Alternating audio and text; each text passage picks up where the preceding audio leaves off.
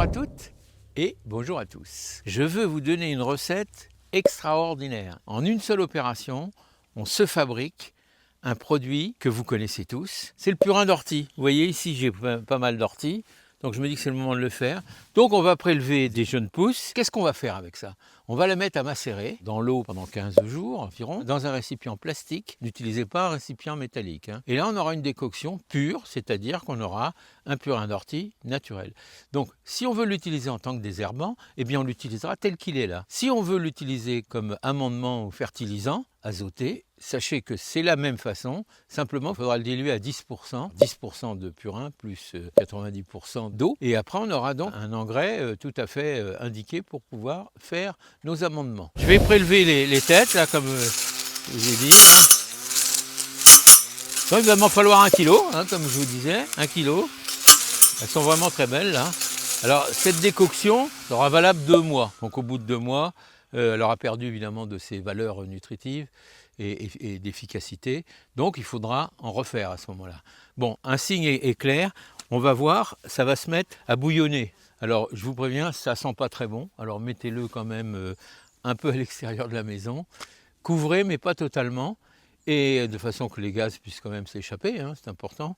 Et puis après, vous aurez donc ça. Et quand il n'y aura plus de bulles dedans, c'est-à-dire au bout de 15 jours à peu près, vous aurez votre purin d'ortie qui est prêt. Donc soit on l'utilise en désherbant, soit on l'utilise en...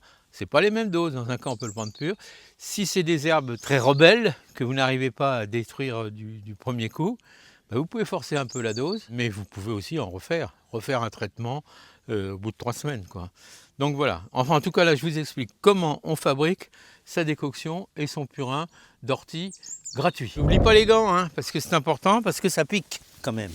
Une fois qu'on a ça, on a toutes ces têtes d'ortie, on les met dans un panier, et puis ou dans un récipient, panier ou pas, on va les peser.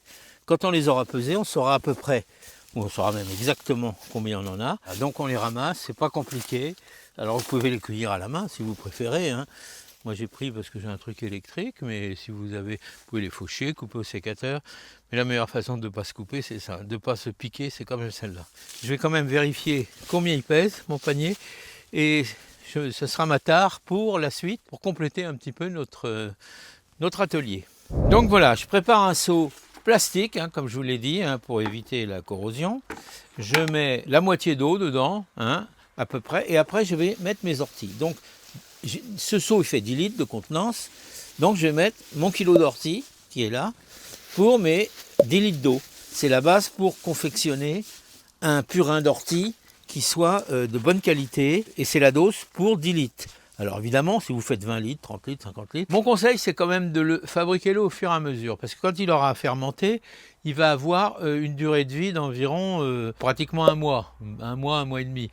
Donc il faudra l'utiliser dans la période. Et plutôt que de prendre un purin qui sera un peu vieux, refaites-en, ça coûte rien, il faut aller chercher des orties et voilà tout, on en a toujours. C'est quand même pratique. Alors voilà, je vais le mettre là-dedans et je compléterai l'eau, parce que là j'ai mis que 5 litres d'eau en gros, c'est la moitié du seau, mais je vais faire en sorte qu'on ait tout ce qu'il faut. Voilà, là j'ai mon kilo d'ortie, vous voyez ce que ça fait.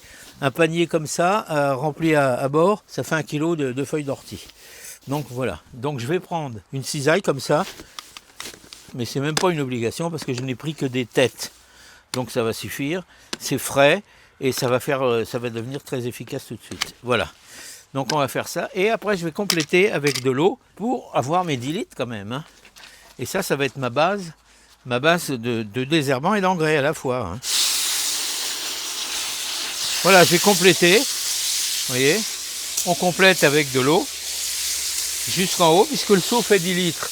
Et qu'on a 1 kilo d'ortie, de feuilles d'ortie, et ben c'est impeccable. Après, il faudra bien sûr trouver un couvercle qu'on va mettre dessus, mais le conseil c'est d'avoir un couvercle qui soit pas trop hermétique, parce que ça va quand même produire des gaz, tout ça. Il faut que les gaz puissent quand même s'échapper. Voilà. Alors pendant 15 jours, le conseil c'est de le mettre pas trop près de la maison à cause des odeurs, car en effet il va y avoir des odeurs. C'est normal, c'est la putréfaction qui est en cours, donc il y aura des odeurs, mais il ne faut pas se laisser incommoder par les odeurs. Donc voilà, les feuilles sont donc immergées, donc maintenant on va faire ça pour un petit peu tasser et puis un peu faire quelques blessures sur les feuilles permettre d'aller plus vite. Vous voyez, ça commence déjà à faire des bulles, hein. Donc on va laisser ça. Quand on aura fait ça, donc ça c'est une opération qu'il faudra faire au moins 2 fois par semaine, un petit peu venir pour bien remuer le tout et faire en sorte que ça marche. Voilà. Après on va couvrir. Là j'ai un couvercle. Il est un petit peu plus court, mais c'est bien parce que ce qu'on veut, c'est que ce ne soit pas complètement hermétique. Donc les gaz vont pouvoir s'échapper sur les côtés. Et une fois ou 2 par semaine, on va venir un petit peu pendant toute la période de fermentation. Et quand il n'y aura plus de bulles en surface, vous saurez que votre purin est prêt à être utilisé. Alors, 2 utilisations, je vous l'ai dit.